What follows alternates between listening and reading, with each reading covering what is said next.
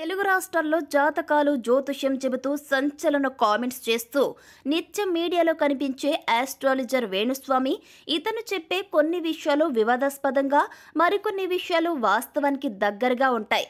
సినీతారల జీవితాలను టార్గెట్ చేసుకుని ఆయన చెప్పే జ్యోతిష్యం ట్రోలింగ్ అవుతుంటాయి. అలాంటి వేణుస్వామి తాజాగా పవర్ స్టార్ జనసేన అధినేత పవన్ కళ్యాణ్ గురించి షాకింగ్ విషయాలు వెల్లడించారు. ఇక ఆ వివరాల్లోకి వెళ్తే పవన్ కళ్యాణ్కు సలహాలు ఇచ్చే దమ్ము ఎవరికీ లేదు. ఆయన ఎవరి మాటలు వినరు.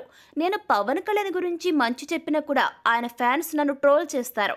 మంచి చెప్పినప్పుడు గ్రహించాలి, ఎదుటి వాళ్ళు ఎందుకు చెబుతున్నారో అర్థం చేసుకోవాలి అని వేణుస్వామి అన్నారు. ఇక పవన్ కళ్యాణ్ అంటే నాకు పిచ్చి. ఆయన బాగుపడాలని కోరుకునే వారిలో నేను కూడా ఒకరిని.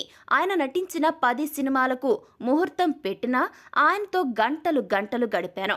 నాకు చాలా ఇష్టమైన వ్యక్తి. ఆయనపై ఇష్టం వేరు.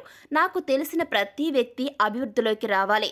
నా కోరిక అదే తప్ప నాకు శత్రువులు మిత్రులు లేరని వేణుస్వామి స్పష్టం చేశారు. ఇక పవన్ బాగుపడాలని నేను ఎప్పుడూ కోరుకుంటాను. వైఎస్ జగన్ను ఓడగొట్టి పవన్ కళ్యాణ్ సీఎం కావాలని కోరుకుంటాను. కానీ ఆయన బ్యాడ్ నేమ్ తెచ్చుకోవాలని అస్సలు ఎప్పుడు కూడా కోరుకోను. ఆయన ముక్కుసుటి మనస్తత్వం కలవారు. సంకుచిత కుటిల రాజకీయాలు తెలియవు. అలాంటి వాళ్ళు రాజకీయాల్లో ఫెయిల్ అయిపోతూ ఉంటారు. ఆ విషయం చెబితే అభిమానులేమో అపార్థం చేసుకుంటారు, నన్ను ట్రోల్ చేస్తారు అంటూ వేణుస్వామి చెప్పుకొచ్చారు. ఇక పవన్ కళ్యాణ్ ఫ్యాన్స్ నన్ను పాజిటివ్గా ట్రోల్ చేశారు.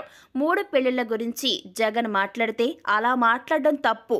3 కాదు 30 పెళ్లిళ్లు చేసుకుంటాడు. కావాలంటే నువ్వు చేసుకోమని చెప్పిన వీడియోను పవర్ స్టార్ ఫ్యాన్స్ షేర్ చేశారనే విషయాన్ని ఆయన ఈ సందర్భంగా గుర్తు చేశారు. ఇక నేను కూడా పవన్ అభిమాన్ని. జల్సా సినిమా చూసి పేపర్లు చింపి వేసినోడినే. ఆయనకు సినిమాల్లో తిరుగులేదు. రాజకీయంలోనే కాస్త కష్టం. పవన్ లైఫ్ రజనీకాంత్ మాదిరిగా ఉంటుంది. పవన్ కళ్యాణ్ తన 3వ భార్యకు విడాకులు ఇచ్చే అవకాశం జూన్ 2024 వరకు లేదు. జాతకం ప్రకారం అలాంటిది జరిగే అవకాశమే లేదు. అది ఆయన వ్యక్తిగత అంశం. ఇకపోతే రాజకీయంగా నేను చూడటం లేదు. ఎలక్షన్ల వరకు విడాకుల సమస్య లేదు. ఆ తర్వాత చెప్పలేం. కానీ ఆయన జీవితంలో ఇంకా వివాదాలు ఉన్నాయి. ఏం జరుగుతుందో చెప్పలేమంటూ వేణుస్వామి జోస్యం చెప్పారు.